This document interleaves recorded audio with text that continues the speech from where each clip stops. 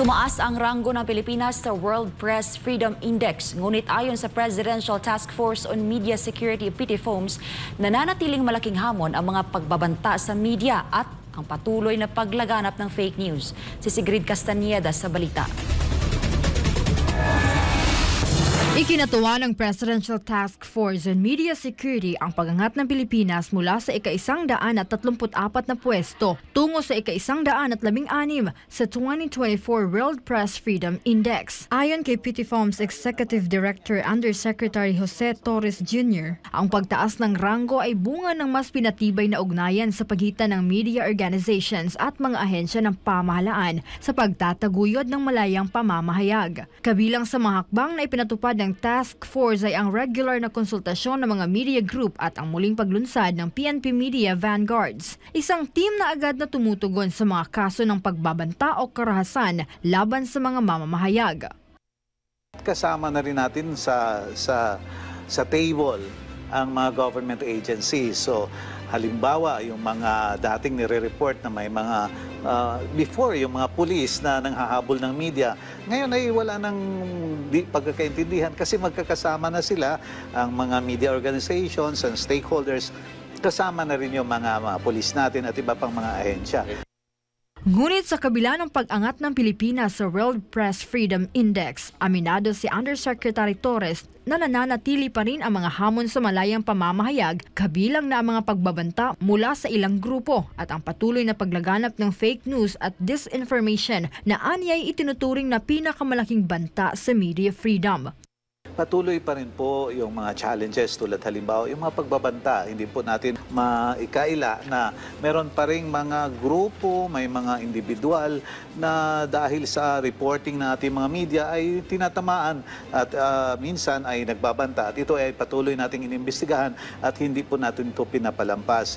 Dagdag pa ni Torres, mahalaga rin ang pag-unawa sa konteksto ng mga isyong kinocover ng media upang maiwasan ang alitan o hindi pagkakaintindihan lalo na sa mga sensitibong lugar. Halimbawa nito ang nalalapit na eleksyon sa BARM, isang rehiyon na kilalang kabilang sa mga kritikal na lugar tuwing panahon ng halalan. Bilang tugon, inilunsad ng PTFOMS ang mga training workshops sa iba't ibang rehiyon, kabilang ang Metro Manila at BARM, upang paigtingin ang kaalaman ng mga mamamahayag sa usapin ng seguridad, etika at lokal na kultura. For journalists, even for journalists here in Metro Manila who will be covering the BARM elections, we will be holding workshops on their safety. At the same time, hindi lamang po yun, kundi yung pag-intindi ng kultura, konteksto, kasaysayan ng lugar na kanilang kinocover para ma-avoid yung mga misunderstandings. Bukod sa pagsasanay, patuloy ding pinaiigting ng Task Force ang Media Information Literacy Campaign upang mas maunawaan ng publiko at ng mga nasa pamahalaan ang mahalagang papel ng media sa isang demokratikong lipunan. Patungkol naman sa mekanismo sa proteksyon ng mga mamamahayag, nilinaw ni Torres ang pangunahing mandato ng PTFOMS. Gusto po nating isama yung welfare ng mga journalists, subalit yung mandato lang po ng PTFOMS ay yung kanilang security, sa kanilang buhay, yung physical security. Kaya anytime po na may threat sa buhay ng mga journalists, pwede po kayong pumunta doon sa ating Facebook pages, sa social media natin.